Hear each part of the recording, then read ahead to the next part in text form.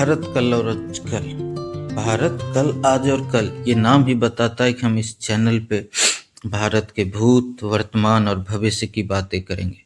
साथ ही मौजूदा समय में घटित हो रही घटनाओं पे भी हमारी नज़र रहेगी, चाहे वो हिंदुस्तान में कहीं भी हो रही हो या देश दुनिया में कहीं भी घटित हो रही हो, और उस घटना की वजह कोई भी हो। हम उस घटना के बारे में जानेंगे और उस घटना के ऊपर अपनी राय देंगे। और एक बात और मैं आपको बताता चलूं कि ये ना तो किसी राजनीति से जुड़ा होगा, ना ही किसी राजनीतिक दल को सपोर्ट करता हुआ ये बातें होंगी। तो चलिए आज के मुद्दे पे हम बात करते हैं, जो कि है जलता हुआ मिडिल ईस्ट और अमेरिका।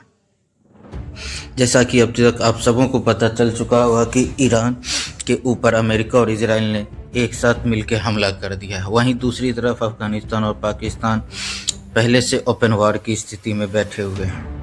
तो इसमें प्रश्न ये उठता है कि अब इस युद्ध से हो क्या रहा है, क्योंकि जैसे ही अमेरिका और इजराइल ने ईरान के ऊपर हमला किया तो इस हमले का नतीजा ये हुआ, ईरान ने पलटवार किया। पलटवार का नतीजा ये हुआ कि मिडिल ईस्ट में 10 से ज़्यादा देशें जल रही हैं। जैसा कि आपको पता होगा कि सऊदी के अरामको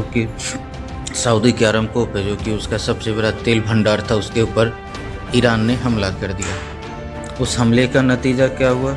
उस हमले का नतीजा ये होने वाला है कि हो सकता है आने वाले कुछ समय में, 15 दिन 20 दिन में, भारत, चाइना, जापान और इससे जुड़े हुए देशों जैसे कि साउथ कोरिया, यहाँ पे हो सकता है तेल और गैस के दाम बढ़े। अभी तो आपने सुन ही लिया होगा, अभी तो भारत के LNG यानी कि लिक्विफाइड नेचुरल गैस की भी सप्लाई को बहरीन ने लगभग 40% से कट कर दिया है।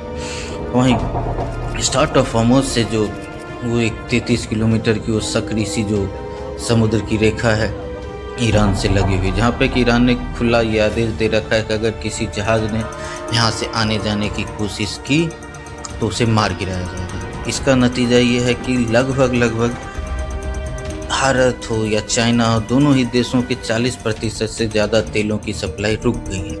और तेलों की सप्लाई का रुकने का मतलब क्या है? जब हमारे पास स्टॉक नहीं होगा तो जो भी चीज़ें होंगी वो महंगे दामों पे बिकेंगी। तो इस चीज़ के लिए हमें तैयार रहना होगा। और पता नहीं ये युद्ध कब तक चलेगा, परंतु ये युद्ध हुआ क्यों, इस युद्ध का समीकरण क्या क्या बैठता है और क्या क्या चीज़ें हमें इस युद्ध से सीखनी चाहिए, इन चीज़ों पे हम आगे चर्चा करेंगे। तब तक के लिए मैं विदा लेता हूँ। मिलता हूँ कल इस युद्ध के होने के संभावित कारणों के साथ। धन्यवाद।